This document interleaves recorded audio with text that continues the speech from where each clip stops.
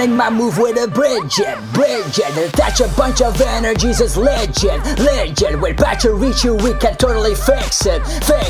Buzzwell makes us regret like Russian roulette. But for me to win tournaments must be in my genes. I got a new deck in my back sucker. My skills go off when I shock ya. Got the knowledge by watching profit. In the beginning I'm not kidding. Ever since the top thought was a thing. With a whole bunch of information we can totally win. I've learned a lot through the years, that's kinda symbolic. And even true win some mad rhymes like a rapaholic. Yo, this is Sup Dose to the TCG every day. On the lyrical street giving deck analysis like 1, 2, 3. Yes, you can totally see we're doing this daily matches, opening packs and giving ideas and true facts and showing in some raps when the community was at its end. I went away and came back, man. Yup, a brand new season which can only be defined as true dedication and motivation for the game and its visualization of my ideas and dreams on a single channel. Yep, raise the nation. Finally a new lightning deck. It's time for a celebration, cause I'm beginning my move with a Brigette. Attach a bunch of energies, it's legend. With Pachirisu we can totally fix it. Buzzwell makes us regret like Russian roulette. Hi, use a Max Elixir followed by a Snuggly Generator, cause this deck is just amazing when it's activating. With a ton of new cards that the opponent is just waiting to be knocked out. It's so fascinating how this deck is operating. Boom! Episode 160, Raichu GX with Pachirisu. Let's go! What's up YouTube, it's Sup TCG here and welcome to episode 160 on my channel. Wow, I can't believe how fast the time is going, but that happens when you're having fun, right? Today we'll be taking a closer look at the Raichu GX Pachirisu. This deck took everybody by storm at the recent regionals and even made it to day 2. Yeah, that's insane. So that's what we're gonna look at today. But first be sure to hit that subscribe button for more great Pokemon TCG content like this. And also hit the little notification bell so you're updated immediately when a new video hits the channel.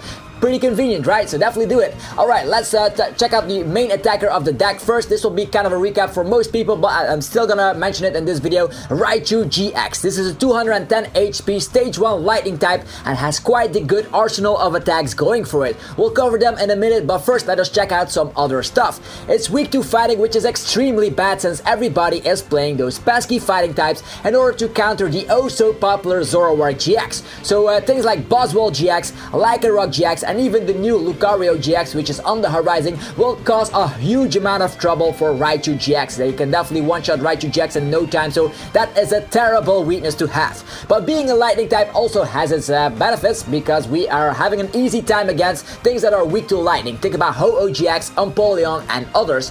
If more Pokemon get released that are weak to lightning, Raichu GX might definitely see an increase in play.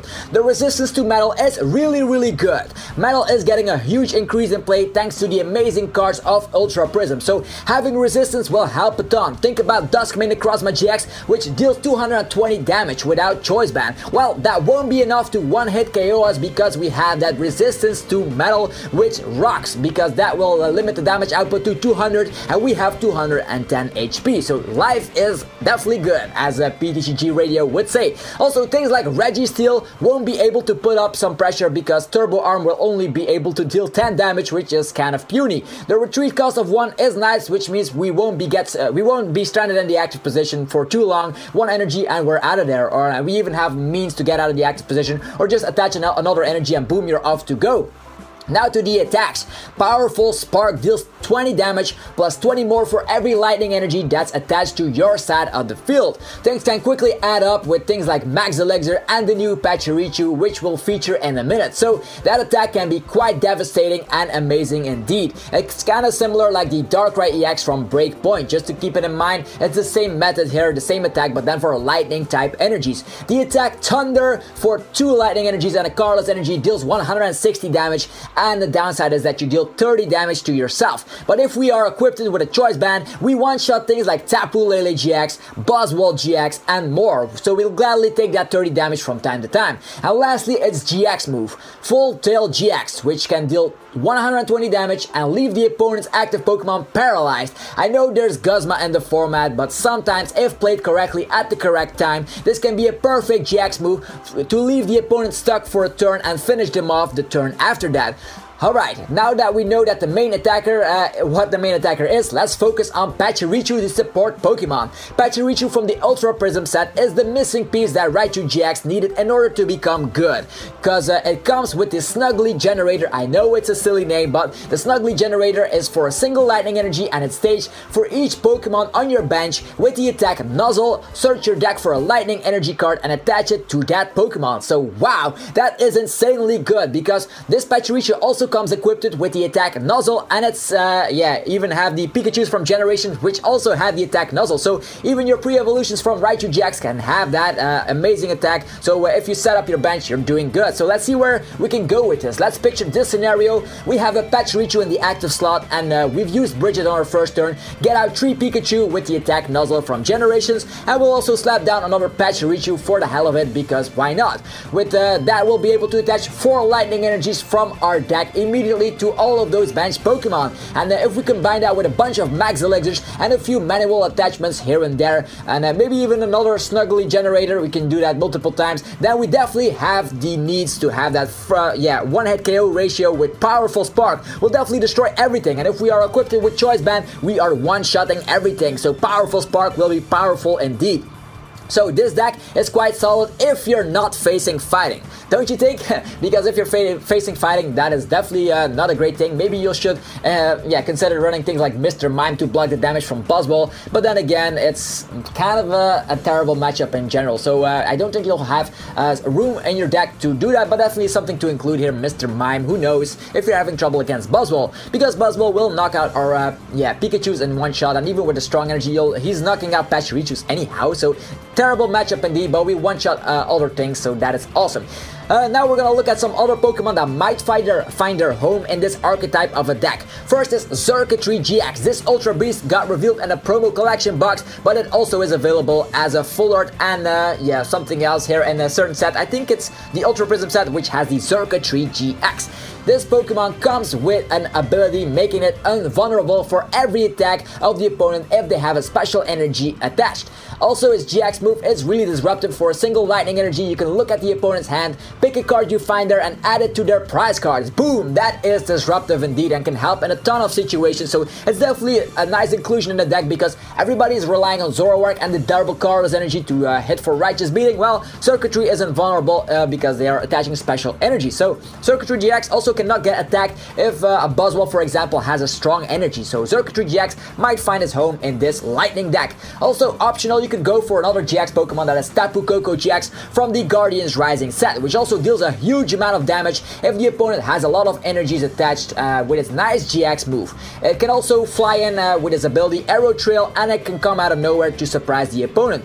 And as a bonus, it has no weakness because every Tapu has no weakness. Definitely think about it. The other Tapu Lele is a promo card, is weak to fighting once again, but it's interesting. It has free retreat, which is nice for your Guzma plays, and it also can spread around some damage with Flying Flip. But we do need 2 attachments for that Tapu Lele since we won't be running any Double Colorless energy. So other things that might be interesting is a regular Raichu from Generations. With the Circle Circuit, we'll be able to deal 100 damage if our bench is full, so depending on our bench size, we might just deal some damage here with a one-price attacker. Again, you'll need 2 attachments since this is a one-price attacker, but if you use Snuggly Generator early game, you might just evolve one of your Pikachus to this Raichu. It all depends on your playstyle. Raikou from Shining Legends could also help to recover energies from the discard, so maybe test that one out as well. It's also a one-price attacker. And then for the Draw Engine Pokemon, you could go for Octillery, Zoroark, whatever, but I would scratch those. You don't have any room in the deck for it. I'd recommend a single Oranguru from the Sun and Moon base set. Instruct is just the perfect ability to draw if the opponent decides to use N in the late game. And of course, 2 or 3 Tapu Lele GXs, we can't forget about those. Those bring consistency, bring the first turn Brigette, brings the Guzma out of the deck when we need it. So yeah, maybe 2 or 3 Tapu Leles, it all depends on your playstyle. And now let's check out the draw supporters. As usual, you can choose between Cynthia. The new Cynthia from Ultra Prism is amazing. Then we have N and Sycamore. The recommendation for this type of deck is running a mix, and make sure you're not running too many Sycamores here, because you don't want to discard everything because we still need the energies in order to for our Max Elixirs to hit. So I would run a maximum of 2 Sycamore and then a combination of 6 supporters between N and Cynthia. Maybe you can just run 3 Cynthia and 3 N. It all depends on your playstyle, but Cynthia is definitely great, and it's only great if you are if the opponent already took a lot of prize cards. Maybe could help against a fighting matchup, but then again they would have their artillery setup. Doesn't even matter too much. So 3 and 3 Cynthia, 2 Sycamore is kind of my recommendations for this type of deck. You could even run an extra supporter if you want to, but 8 is the bare minimum. Guzma is also needed to go for those opponent's bench Pokemon, so 2 of those definitely a must. You can add it up to 3 if you find the room, and also 2 Brigette, because of course we want to set up our bench with those cute Pikachus and Pachirisu for the attack Snuggly Generator in order to have them all set up with Nuzzle, so you can use that on your second turn. Boom, get energies out of your deck. Now to the item cards. Sometimes we might be having a start with Tapu Lele GX or Pikachu, and we might just want to swap into our Snuggly Generator Pachirisu. Well, we'll need at least 1 Floatstone, or maybe even switches. Let's say you think about a combination with Floatstone and Switch, and make sure you're having 3 copies. Let's say 2 Floatstones, 1 Switch, or 2 Switches, 1 Floatstone. It all depends, or maybe even 3 regular switches. You don't want Floatstone. It all depends on your playstyle. To overcome that issue, if you starting with Tapu Lele, getting it out of the active position is key. Also, for the other tool card, it is Choice Band. Definitely run 3 of those because we want to absolutely hit for those 1-hit KOs, and Choice Band helps a lot. 2 Field Blowers are also pretty good in the standard format because you can get rid of parallel cities, you can get rid of the opponent's Floatstones, Choice Bands, etc. Also, Garbodor with the ability block might just be an issue if you still haven't benched one of your Tapu Lele and one attack is blocked. You can use Field Blower in order to get rid of a tool card on Garbage Toxin, so your Lele gets activated once again. Also, if you're running Tapu Koko GX, Arrow Trail gets activated once again. So 2 Field Blowers are definitely the standard in almost every deck, so no difference here. Then a recovery card. You can choose between Super Rod or Rescue Stretcher. I do think Super Rod is a bit better in this deck because you can also recover energies with that, and if you have not used your Max Elixir during your game, you can get back 3 basic energies, and boom, your Max Elixirs will hit turn after turn. And talking about Max Elixir, definitely run 4 copies of Max Elixir. That is the way to go here. Energy Acceleration combined with Snuggly Generator in order to get that serious pressure and those 1-hit KOs with Powerful Spark. 4 Ultra Balls are almost in every deck, and it's no difference here. We need to get our Tapu Lele early game, so Ultra Ball is in here. Also, getting out your Raichu GXs or maybe Pachirisu can be nice.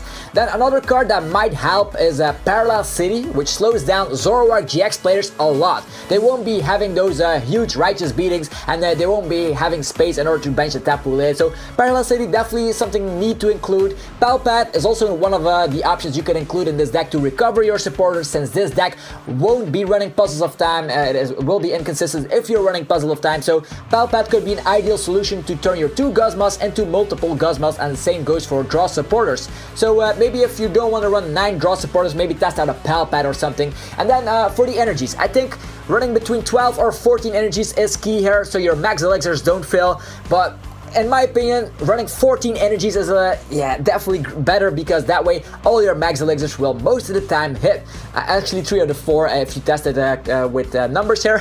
Okay, I'll be giving you a skeleton list as always, since you people are loving the skeleton list. I'm gonna mention here, you have 5 empty slots, so I'll be giving you a deck list of 55 cards. As you see in this list, we do see you need 4 Pikachu, 3 Raichu, 3 Pachirisu, 2 Tapu Lele, and an Oranguru. That is the pretty standard for the Pokemon. For the draw supporters, as mentioned, Cynthia and Sycamore, then the Brigette and Guzma, followed by Ultra Ball, Max Elixir. So those counts are key here. You need 4 Ultra Ball, you need 4 Max Elixirs. Don't lower them down. You'll not have a nice time if you lower your Max Elixir count, because you'll definitely need it if you can get a Snuggly Generator off. Field Blowers must. Switches, I decided here to, by running 2 switches and 1 Floatstone. You could also do it the other way around. And then 1 Super Rod and 3 Choice Band, followed up with 13 Lightning Energy. So that is the bare minimum for this deck. You have 5 empty slots, and you can just fill it whatever you like. Maybe put in a Xurkitree GX, put in a Raikou Shining Legends, put in the Tapu Koko GX. It all depends on your playstyle and testing, of course. And that's it for another deck analysis. What do you think about this deck? Does it have a space in the meta, since metal is now getting more frequently played, and is the weakness to fighting definitely killing it? Maybe if you have some luck with your matches, you can definitely make it work. Let me know in the comment section, and also let me know what cards you will run in this type of deck. Will you run Xurkitree? Will you run Tapu Koko GX, or something else entirely? Post it down in the comment section below. And also, smash the hell out of the like button if you enjoyed the video, since that always helps the channel out a ton. And I always appreciate it, you know me. And that pretty much wraps it up for another episode. Thanks again for tuning in this week. Have a fantastic day, and I'll see you all next time. Peace out.